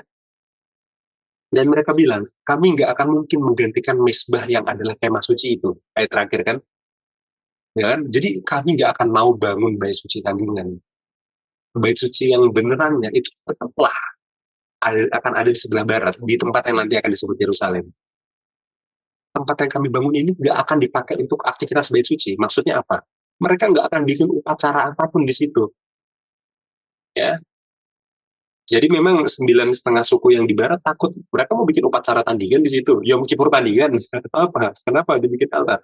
Mereka bilang, itu cuma akan terjadi di sana. Di sebelah barat, ya, di kota yang disebut nanti Yerusalem, di situ akan terjadi semua upacara itu. Di sini, ya, di sini cuma akan menjadi replika. Ya, dan replika ini hanya untuk pengingat. Kami nggak akan melakukan upacara di sini. Kami nggak akan bikin bait suci tandingan di sini. Kami hanya mau mengingat kalau kami adalah satu bangsa dengan kalian, dan kami menyembah Tuhan yang sama dengan kalian, hanya itu. Dan kami pengen ada yang kelihatan, makanya dibikin besar-besar. Ya, ya, ini yang terjadi ya. Dan yang baik adalah respon dari 9,5 suku yang di barat. Ya. 9,5 suku yang di barat senang mendengar bantahan ini. Ya, biasanya orang dibantah itu kan nggak suka ya. Yeah. Ini mereka senang dibantah. Oh, syukurlah kalau kami salah. Kalau kami salah berarti kalian nggak mau menyembah berhala, berarti kalian nggak mau memisahkan diri, berarti malah bagus. Malah bagus kalau dugaan kami salah. Ya, itulah kenapa kalau kita berprasangka sama orang ya, baiknya kita selalu berpikir, semoga salah. Jangan malah semoga benar. Kalau benar jadi buruk situasinya. Jadi kalau kita berprasangka, semoga kita terbukti salah. Dan ini yang mereka lakukan. Mereka nggak marah dengan merasa, wah, sialan. Prasangka kami salah. Malu deh. Udah nuduh-nuduh ternyata salah. Enggak. Oh, ternyata salah. Mereka dengan senang hati menerima kesalahan mereka. Dan delegasinya pulang lagi ke barat dan menyampaikan, enggak kok. Mereka nggak mau bikin bait suci tandingan. Mereka nggak bikin upacara di sana. Mereka nggak mau memisahkan diri dari Israel. Mereka tetap Israel. Nggak perlu dipisah-pisah. Dan mereka tetap menyembah Tuhan yang sama. El Elohim Adonai. Ya. Oke, aplikasinya bagi kita. Kita baca Amsal 15 ayat 1. Ya, sebelum aplikasi yang lainnya dia lebih banyak ya, satu aplikasi dulu.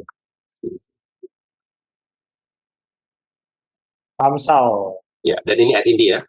Ya. Jawaban yang lemah lembut merendahkan kegeraman, tetapi perkataan yang pedas membangkitkan amarah. Ya. Ya, mungkin bagi kita ini sepele ya. Tapi saudara tahu rasanya disama-samakan dengan Akan? Akan orang yang mencuri barang yang harusnya dimusnahkan di belakang tendanya dan dia nggak mengaku sampai hari H, akan dan akhirnya akan harus dibinasakan. Akan tuh statusnya disamakan dengan orang Kanaan yang menyembah berhala. Ya, itu kalau hati itu nggak berbesar hati, dituduh seperti itu, oh, langsung panas itu emosi. Iya. Ya, jangankan mau ngejawab, ya. Baru dengar aja, wih, maksud kalian apa? Nuduh itu kayak gitu, maaf. Memangnya kami akan memangnya kami serendah itu di mata kalian, mentang-mentang kalian lebih dekat ke bait suci, mentang-mentang kalian yang di sebelah barat, kami ini orang luar, orang pinggiran. Tapi apa yang dilakukan oleh dua setengah suku yang di timur? Mereka dengarkan tuduhannya sampai selesai tanpa dipotong. Bayangkan itu. Ya, jangankan mereka menjawab dengan nyolot, enggak. Bahkan mereka tunggu dulu sampai selesai, ya, enggak. Bentar, aku potong. Biasanya gitu kan kalau udah ada konflik kan, bentar dulu, jangan banyak omong kamu, aku potong dulu, dengar dulu aku. Enggak, kau yang dengar aku dulu. Terus siram air nanti. Nah, bisa kebayang ini skenario-nya? Ini dengerin dulu tuduhannya, sampai selesai tuduhannya baru mereka jawab. Dan mereka jawabnya tanpa marah-marah. Mereka jawabannya sebenarnya secara argumen itu padat, secara argumen kuat, tapi bukan secara manner. Ya, mannernya nggak menyerang. Ya, mereka benar-benar buat secara detail, ya, rinci, bahwa kami nggak bersalah karena begini. Ya, tapi mereka nggak marah waktu menjawab. Karena kalau mereka jawab dengan marah, yang di sana makin marah lagi. Dan yang tadi udah siap berperang, akhirnya perang beneran. Ya, dan bayangkan itu, mereka baru tinggal di tanah perjanjian, mereka akhirnya berperang antara diri mereka sendiri. Bukannya berperang lawan Kanaan. Ya, ini mungkin ya yang perlu kita aplikasikan waktu orang bertanya ke kita, ya, entah itu sesuatu hal yang benar atau salah, ya, jangan langsung dipotong. Mungkin kalau kita dengarkan sampai selesai, kita bisa tahu dengan lengkap apa maksud dia. Lagi-lagi, kita kan nggak tahu hati kan, itu berlaku dua arah, loh, nggak tahu hati. Ya. Iya. Bukan hanya yang menuduh, yang dituduh juga nggak tahu hatinya yang menuduh. Jadi dengarkan dulu, baru jawab. Ya. Dan kalau memang nggak salah, jawab dengan logis, dengan bukti kalau nggak salah, tapi nggak perlu langsung emosi, karena itu akan membuat situasi yang makin panas, ya. Gitu. Ya, ini memang sulit ya, tapi ini penting sekali dalam kehidupan berjemaat, ya. Dan ini bisa dipakai juga untuk pertemanan, untuk pekerjaan, ya. Tapi lebih penting lagi untuk berjemaat. Oke, sampai di sini dulu, silakan tanggapannya.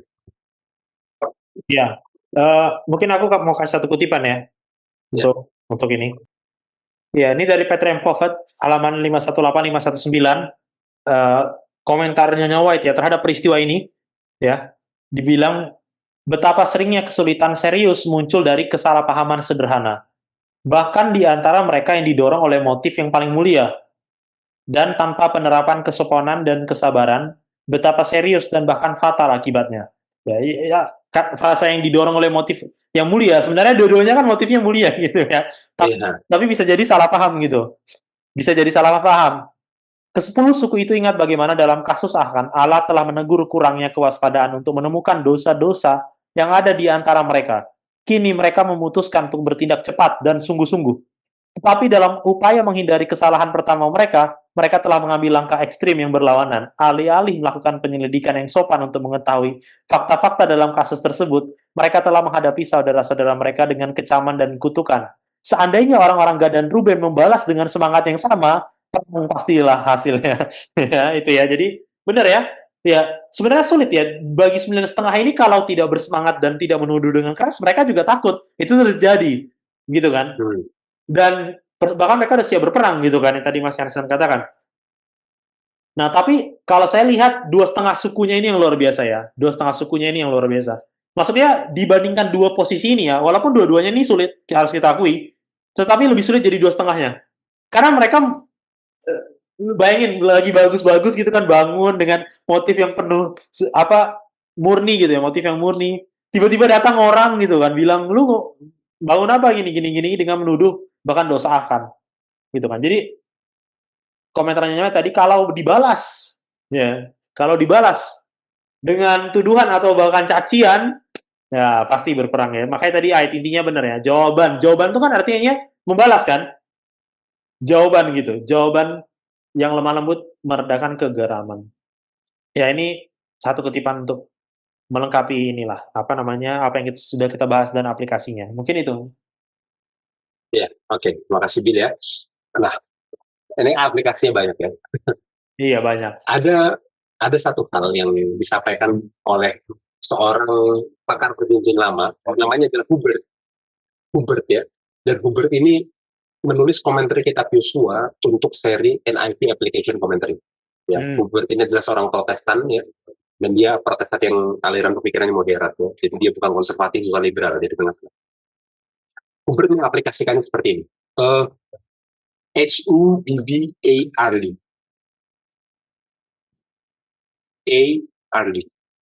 AA double B Gini ya? double B. Oh, double B, sorry. Oke. NIV Application Commentary ya. Nah, Hubert mau bilang gini, beware of Little Jordan. Ya, hati-hati dengan sungai Yordan kecil. Ya. Bangsa apa? 9,5 suku yang di barat dengan 2,5 suku yang di timur ya, itu mereka dipisahkan oleh sungai Yordan. Ya. Dan sungai Yordan ini akhirnya bukan hanya jadi sebuah pemisah geografis, akhirnya hampir jadi pemisah secara ibadah. Hampir mereka berpisah secara teologi. Ya kan? Hampir 2,5 suku yang di timur gak dianggap Israel lagi. Karena mereka di timur sungai Yordan. Ya. Dan dalam kehidupan kita, orang Kristen, ada sungai Yordan kecil seperti ini yang bisa jadi akan memisahkan antara dua pihak yang harusnya ada sama-sama umat Allah. Akan nanti adalah yang 9,5 dan 2,5, jadi kayak gitu. Ya. Dan kita bayangkan gereja kita, gereja itu kompleks ya sebenarnya. Ya. Dan itu bisa menjadi sungai Yordan kecil yang memecah belah. Contoh dari usia aja, gereja kita itu spektrum usianya luar biasa jauh. Ya, kita punya dari bayi sampai lansia, kita punya semuanya. Jenis kelamin kita punya pria, kita punya wanita. Nah, ada konflik, itu konflik usia. Ya. Ini saya nggak perlu sebut jemaatnya, tapi saya tahu dua-duanya. Ada beberapa jemaat yang kepemimpinan itu dominan sekali di orang tua. Dan orang muda itu benar-benar nggak dipercaya. Seakan-akan nggak ngerti apa-apa lah orang muda itu. Ada jemaat yang kayak gitu. Dan itu bisa jadi ada konflik antara orang tua dan orang muda. Ya, karena orang tuanya terlalu mengontrol orang muda. Ya, contoh aja, ya kita berani aja. Orang muda mau bikin program apa-apa dipersulit, misalkan gitu kan. Iya. Orang tua ini egois sekali. Gini-gini, bla bla bla. Ada. Tapi ada gereja yang lain, ya, yang orang mudanya yang lebih dominan memimpin. Ya, orang mudanya pegang kendali di mana-mana, dan orang tuanya akan merasa sombong sekali orang muda ini. Mentang-mentang masih muda, mentang-mentang masih kuat, kami yang orang tua ini diabaikan dan tidak dihormati. Ya? Bisa terjadi sebaliknya. Ya, konflik tua muda. Ya, sehingga sungai Yordan usia inilah yang menjadi sungai Yordan kecil yang memisahkan. Ya, ada jemaat yang dipisahkan melalui latar belakang etnis dan budaya. Ya kan, halak kita sama yang bukan halak kita. Ya, ini saya bukan sedang mengkritik suku lain, saya sendiri orang Batak, marga saya Simatupang. Ya, jadi bukan mau mengkritik suku lain. Ya, halak kita dan bukan halak kita. Ya, sementara dalam gereja, ya suku itu berbagai macam. Ya kan, ada misalkan kita kasih contoh tempat saya dan Bill ini ya berkomunitas dan kita memulai untuk pelayanan bersama-sama itu di Jogja kami mulai. Meskipun saya udah tidak di Jakarta dan Bill sekarang lagi liburan di Pekanbaru, tapi kami mulai dari Jogja. Di Jogja itu suku ada banyak di jemaat kami. Ya. Kami punya suku Jawa, ya, karena ini Jogja jelas. Ya. Ada orang-orang Batak yang merantau ke Jogja. Ada orang-orang Manado yang merantau ke Jogja. ya, dan juga ada beberapa orang Kupang, kemudian orang Ambon, ya. Dan gereja kami itu biasa juga kedatangan beberapa mahasiswa internasional, Hmm. ya. Ada yang terbaru itu ada yang dari Uganda, kemudian Solomon Island, ya Bill ya, Iya. Solomon Island ya. Dan yang dari Uganda ini dia bawa pacarnya yang non Afgan dari Kenya, yang juga adalah mahasiswa internasional yang berkuliah di Jogja. Ya, jadi ini bukan hanya antar suku, tapi juga antar negara. Ya, dan Bill biasanya mengambil peran pelayanan untuk menerjemahkan khotbah-khotbah dari bahasa Indonesia ke orang-orang yang nggak bisa berbahasa Indonesia ini, yang bergereja di Jogja. Bahasa bisa jadi jurang, bukan jurang, bisa jadi sungai Yordan kecilnya. Ya, saya nggak mau pakai metafora jurang meskipun bisa juga ya, supaya sesuai dengan ceritanya. Ya, ya. Apakah nanti akan jadi ada kelompok yang gini, kalau kalau bahasa Indonesia dijadikan bahasa utama, akan ada kelompok yang bisa bahasa Indonesia dan nggak bisa bahasa Indonesia. Ya, Benar. mereka kan orang-orang nggak bisa bahasa Indonesia. Atau kalau kita mau balik, bahasa Inggris yang jadi bahasa utamanya, akan ada kelompok yang bisa bahasa Inggris dan nggak bisa bahasa Inggris. Iya. Mau bahasa Indonesia atau bahasa Inggris yang jadi bahasa dominan, ada yang nggak bisa. Ya, oke, itu. Apakah kehangatan, keramahan pertemanan, keramahan komunitas itu akan bergantung ke bahasanya? Ya, bergantung ke siapa yang bisa Indonesia atau enggak, atau ke siapa yang bisa Inggris atau enggak. Itu. Yang lagi, ini banyak latar belakang denon. Latar belakang denon. Dalam satu gereja itu nggak semuanya lahir dari Advent. Ya, ada yang sebelumnya itu dari gereja non Advent. Non Advent pun ada banyak ya. Ada yang sebelumnya dari gereja karismatik, ada yang sebelumnya dari evangelical Kristen ya, Iya. Injili, itu beda lagi dengan karismatik. Ada yang sebelumnya dari gereja Katolik, ada yang sebelumnya non Kristen, misalkan dari Islam. Ada yang sebelumnya eh, bahkan dibesarkan dalam lingkungan yang nggak beragama. Jadi meskipun KTP-nya ada agama, dalam hidupnya dia nggak pernah mengenal agama. Jadi cara hidupnya, cara berpikirnya bukan cara berpikir orang beragama. Hmm. Ada yang muncul dari latar belakang agama tradisional, kejawen. Ya, kalau saudara para beribadah di beberapa gereja di Jawa Tengah gitu ya, ada orang-orang yang convert itu dari kejawen, dari kepercayaan leluhur, ada. Hmm. Itu begitu datang ke gereja, latar belakang pemikiran itu kadang-kadang masih agak kebal antara yang asli dari lahir dan yang dari lain-lain ini. Dan itu kadang-kadang membuat ketidaknyamanan, ya, kadang-kadang membuat kita kesal, gitu ya.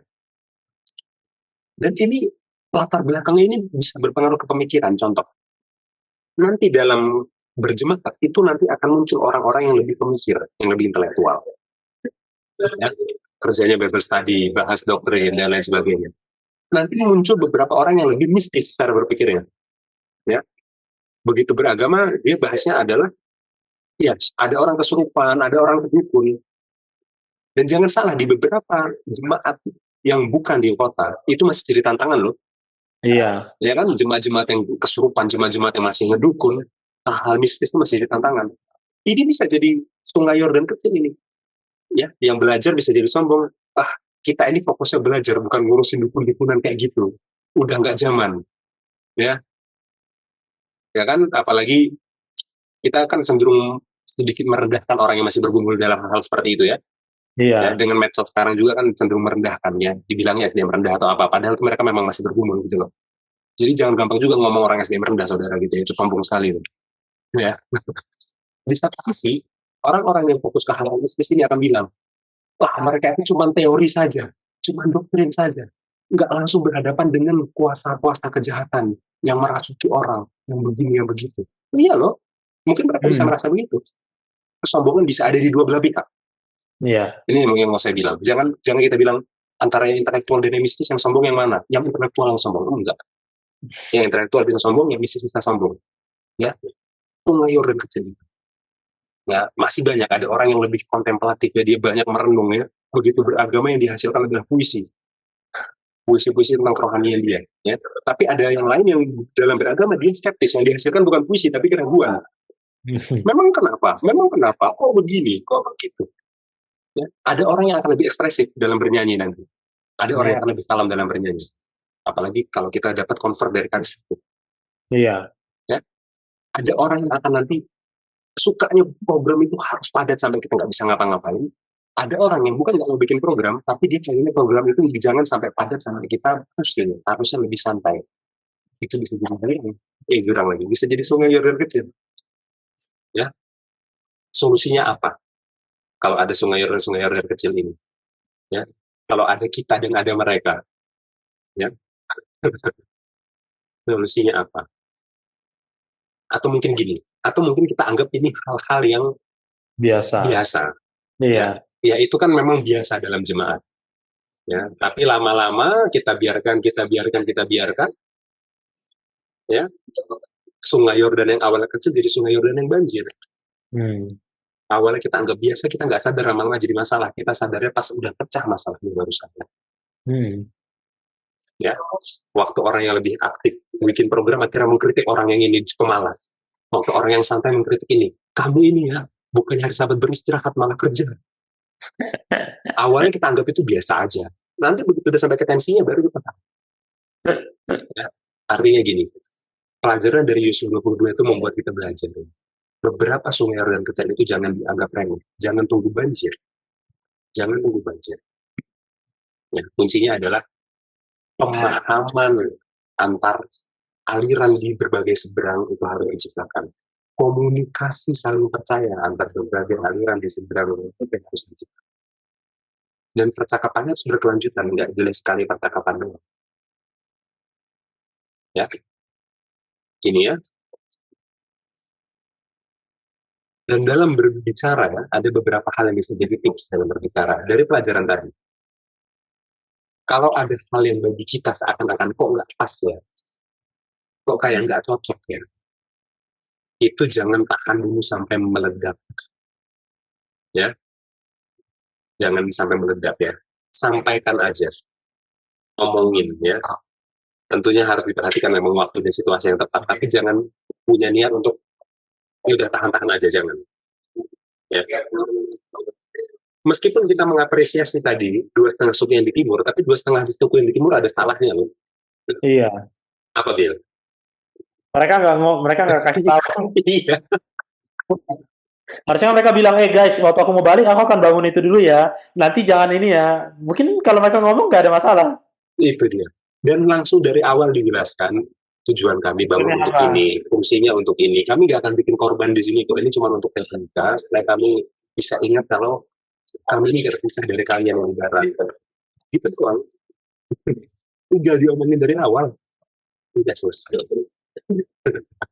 Ya. Dan selanjutnya adalah bagi yang ini kan bagi yang di sisi timur, bagi di sisi barat juga jangan terlalu cepat untuk ngambil keputusan. Ya. Tadi orang yang di sisi barat ini terlalu cepat untuk menerima laporan, terlalu cepat percaya laporan, ya sampai langsung bilang kamu mau seperti akan, ya. Enggak, begitu ada laporan, cerna dulu, cross check, dan waktu cross check juga jangan langsung kamu mahal seperti akan, ya. Untung aja yang di timurnya itu bisa kepala dingin.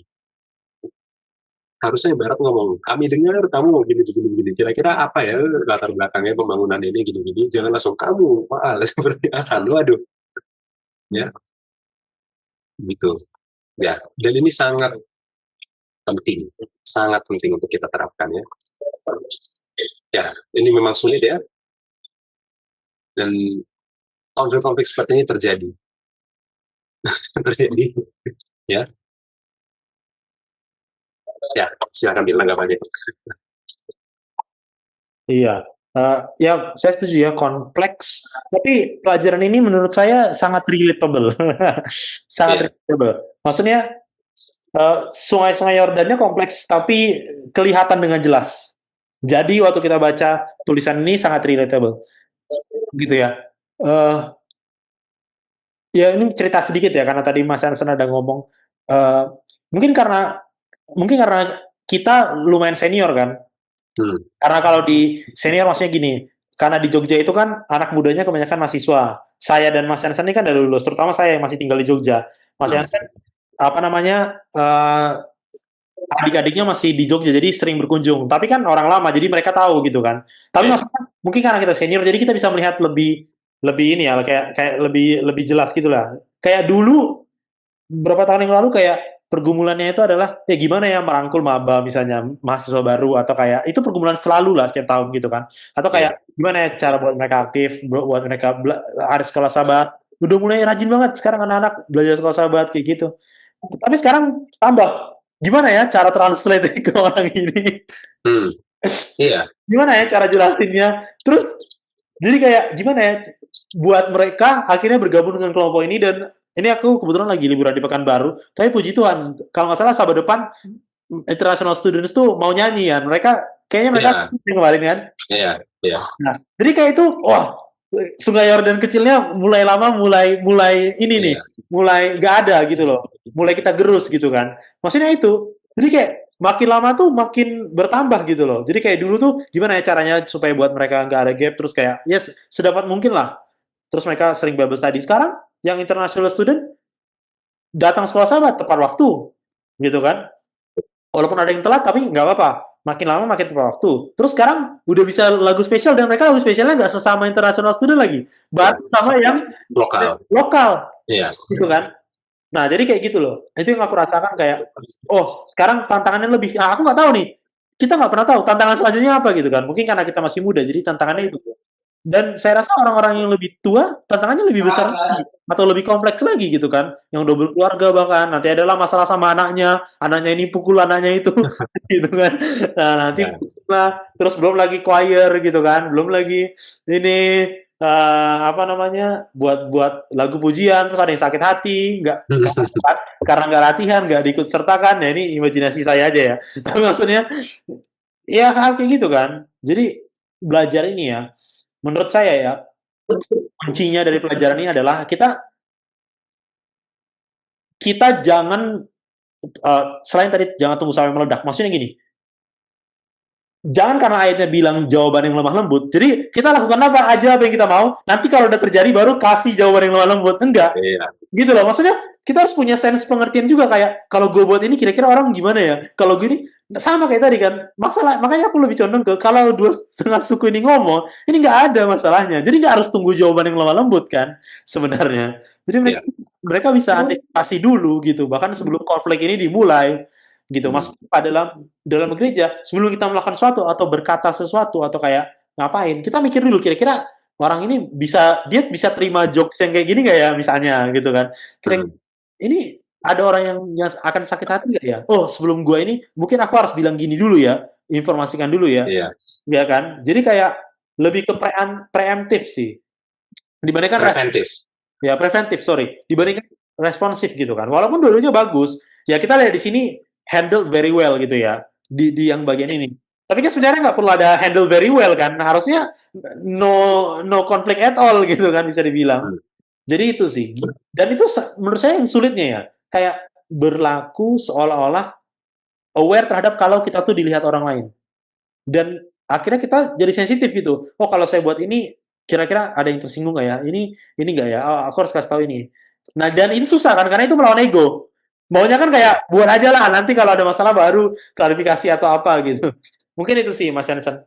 Ngomong terlalu panjang tapi karena iya, relatable banget ya dengan konteksnya adalah gereja ya. Karena kita bahasnya di sekolah sahabat dan kita hidup bergereja. Mungkin itu. iya, iya, dan masih banyak ya apa sungai Yordan kecil yang lainnya ya. Kayak ini kita coba pikirkan aja misalkan contoh kayak yang lebih aktif nyanyi dengan yang kurang aktif nyanyi, Iya, yang lebih aktif mengajar sekolah sahabat dengan yang kurang kurang aktif sekolah sahabat ya. Jangankan aktif mengikuti, datang aja enggak misalkan iya, ya.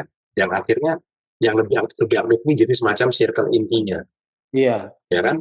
Kemudian yang kurang aktif inilah yang seakan-akan ada di pinggiran. iya. Pertanyaan misalkan yang sombong yang mana? Bisa jadi dua-duanya. Iya, bisa jadi Nah, dua-duanya. biasanya yang dipikir sombong itu adalah yang aktifnya, Iya, tapi bisa dua-duanya. Contoh yang aktif yang sombong ini. Iya, mereka ini eh, yang nggak kayak kami misalkan ya, aktif belajar sekolah sahabat, aktif mengajar sekolah sahabat, ya pengetahuannya banyak, bisa bahasa Ibrani misalkan gitu, bagi yang bisa. Ya, ya. Ya bisa jadi, ya kan? Oh, yang bisa dan nggak bisa bahasa Ibrani, bisa gitu ya. Jangan jangan jangan jadi apa ya, membuat pemisahan seperti itu, gitu kan? Tapi bisa juga bagi yang sebaliknya, itu sombong. Iya, Kami ini yang penting bukan banyak pelayanan, tapi yang penting perbuatannya. Yang penting bukan banyak pelayanannya, tapi yang penting adalah sikapnya. Buat apa banyak pelayanan tapi sikapnya jelek? iya, Akhirnya jadi balik merendahkan yang ya, aktif, ya kan? Bukan bukan yang penting bisa bahasa Ibrani-nya, tapi yang penting aplikasinya. Nah, dua-duanya bisa jatuh ke konten. Apa itu konten? Ya, iya, iya, iya, dua-duanya bisa jatuh. Gitu ya. Yang belajar bisa merendahkan yang belajar, yang nggak belajar tuh sering juga merendahkan yang belajar. Itu nggak jarang. iya, Gayanya aja banyak belajar. Sebenarnya terlalu penting belajar-belajar itu. Di baliknya bisa gitu juga.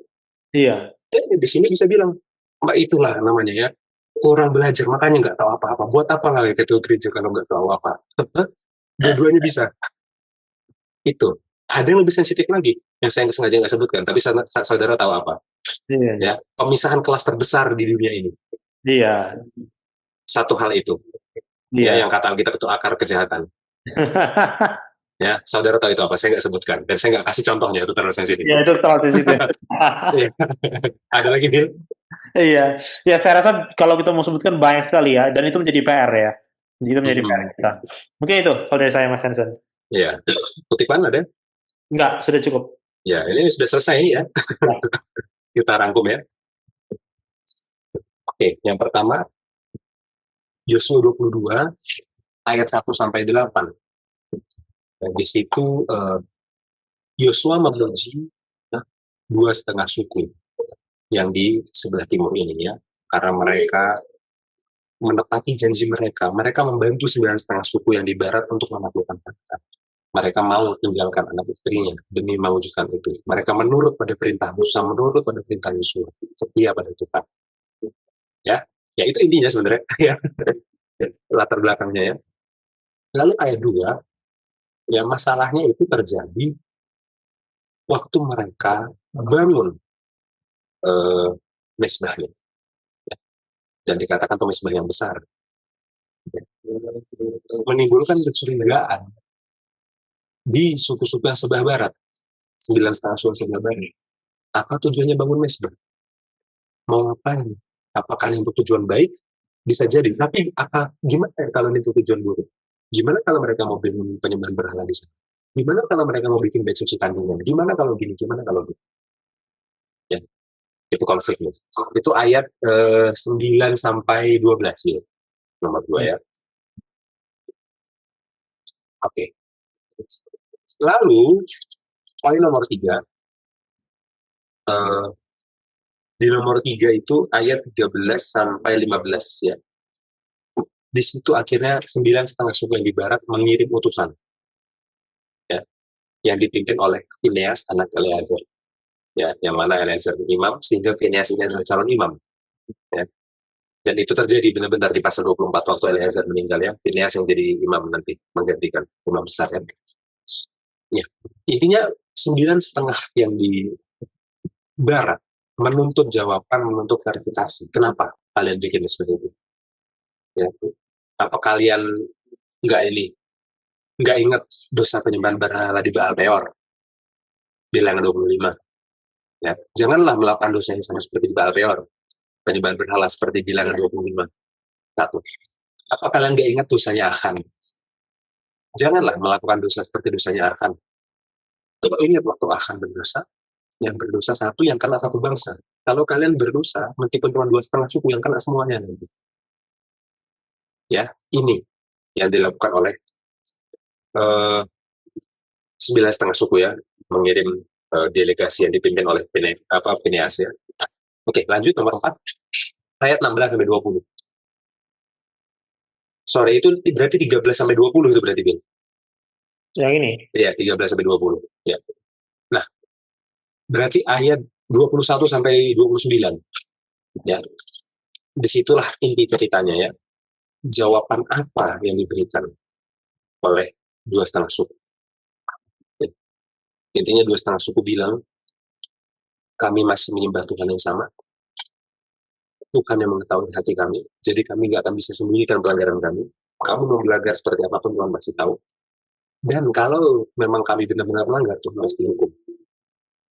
Itu argumen pertama mereka. Baru mereka jelaskan, kami ini membangun mesbah bukan karena mau berpisah dari kalian, justru karena kami takut berpisah dari kalian, makanya kami bangun. Supaya anak-anak kalian dan anak-anak kami ingat, ini tanda persatuan antara 9,5 suku yang di barat Sungai Yordan dan ini 2,5 yang di timur Sungai Yordan. Tanda persatuannya adalah mesbah itu. Dan bukannya kami mau berpaling dari Tuhan menyembah ilah lain, justru ini untuk mengingatkan kami pada Tuhan, kami bangun ini. Dan di sini kami nggak bikin upacara tandingan. Yang perlu dicatat. Kami nggak mau bikin pengganti bait suci. Nah, itu yang perlu dicatat ya. Upacara itu hanya akan dilakukan di bait suci. Yang nanti akan didirikan di yang kota yang disebut Yerusalem. Itu upacara. Dan di sini kami nggak akan bikin upacara apapun. Karena ini cuma replika untuk pengingat aja. Ya memang harus besar supaya kelihatan. Tapi kami nggak mau bikin bait suci tandingan. Ya. Dan penulis menghubungkan dengan Amsal 15 ayat 1 ya di poin ini ya. Jawaban yang lemah lembut dari 2,5 suku yang di timur. Ya, itulah yang memungkinkan tidak terjadinya konflik. Karena meskipun mereka dituduh berbuat ini itu, mereka dengar tuduhan dulu sampai selesai, nggak dipotong. Ya. Dan waktu mereka menjawab, mereka memang membuat argumen yang detail, kenapa mereka nggak salah, tapi mereka nggak dengan marah-marah. Ya, karena kalau mereka marah balik, wah, itu bisa semakin memanaskan yang 9,5 dan perang beneran. Itu ya, nomor 5, ya, ayat 31 sampai 34. Ya. Tadi kita nggak baca, tapi nanti saudari bisa baca sendiri ya. Di situ akhirnya konfliknya selesai ya. Dan kita bisa melihat bahwa 9,5 suku yang di barat ini legowo, berbesar hati untuk menerima kalau ternyata mereka salah paham. Ya. Jadi kalau saudara berprasangka sama orang dan ternyata saudara prasangkanya itu salah, malah bagus. Ya kan, malah bagus. Berarti nggak ada kesalahan terjadi. Ya. Jadi bersyukurlah kalau dibantah. Oh ternyata mereka memang nggak salah, ternyata aku doang yang berprasangka. Oke, terima kasih penjelasannya. Bilang aja gitu. Aku kira tadi gini, oh ternyata nggak gitu ya. Oke, makasih, aku yang salah sangka. Jawab aja gitu ya. Itu poin yang baik. Nah, nomor 6. Ya, nomor 6 ini saya mengambil dari Hubert ya, dalam komentarnya terhadap Yosua di NIV Application Commentary ya. Hubert menyebut poin tentang Sungai Yordan tidak bisa memisahkan jemaat. Saudara nggak perlu sudutkan semuanya itu di diskusi. Tapi saudara pilih satu atau dua hal yang paling jadi tantangan di jemaat saudara. Atau kalau nggak di jemaat, minimal di kelompok LKSS. Apa sih dari berbagai macam hal yang bisa memisahkan, dari yang tadi saya sebutkan, apa yang belum saya sebutkan, apa sih yang kira-kira jadi paling tantangan besar, tantangan paling besar di jemaat saudara. Karena di bagian 6 ini, masing-masing jemaat ceritanya bisa beda dan bisa unik. Ya. Di bagian nomor 6 ini, ya kami cerita di Jogja. Di jemaat saudara ceritanya cerita jemaat saudara. Iya. Ya. Itulah hubungkan langsung dengan cerita jemaat saudara. Meskipun sensitif. Ini momennya. Kapan lagi? Mau kapan lagi kita omongin ini? Iya. Ya, we have to address the elephant in the room, ya kan? Mau sampai kapan? Ya kalau ada kasus khusus yang harus dibicarakan, bicarakan di USS. Ya, kalau ternyata jadi panjang, batalin khotbahnya, enggak. Ya, tapi bisa jadi justru ini momennya untuk menyelesaikan semuanya dari pelajaran ini. Iya. Ya itu aja nomor 6 ya. Iya. Ya, saudara, pelajaran ini sangat bagus, sangat aplikatif, dan apa namanya? Seperti judulnya, hidup di negeri ini ya. Nah, kalau kita bisa bilang hidup di gereja ini gitu kan, ceritanya bisa beda.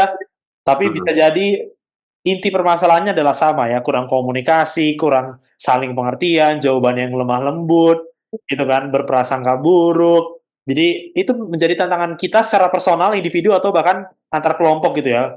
Kalau seandainya ada kelompok di gereja gitu kan. Jadi ya pelajaran ini adalah untuk saya, untuk kita semua gitu ya. Biarlah kita bisa memahami pelajaran ini dan bisa bagikan ya bagi orang lain, bagi kita semua. Mungkin itu Mas Hansen sebagai penutup. Ya, cukup. Oke. Terima kasih saudara, sampai di sini pelajaran sekolah sahabat kita. Saya akan tutup di dalam doa. Mari kita bersatu dalam doa. Bapa kami di sorga, terima kasih atas pelajaran yang kau berikan kepada kami, yang mengajari kami Tuhan untuk saling mengasihi, untuk saling berkomunikasi dengan baik, menghindari kecurigaan Tuhan, dan memberikan jawaban yang lemah lembut. Bantu kami Tuhan sebagai anggota gerejamu yang mungkin datang dari latar belakang yang berbeda-beda, tapi kami dipersatukan dalam tubuh Kristus Tuhan. Bantu kami untuk bisa saling mengerti, saling memahami, merendahkan hati kami satu dengan yang lain. Bapa, berkati pelajaran ini supaya kami boleh ingat dan boleh kami lakukan. Berikan hikmat secara khusus bagi guru-guru sekolah sahabat yang akan mengajar, berikan mereka hikmat dari surga supaya kami semua boleh memahami. Terima kasih Tuhan Yesus, di dalam nama Bapa, Putra dan Roh Kudus kami berdoa. Amin. Amin. Baik, sampai di sini pelajaran sekolah sahabat kita. Tuhan Yesus memberkati. Shalom. Shalom, shalom, shalom semuanya.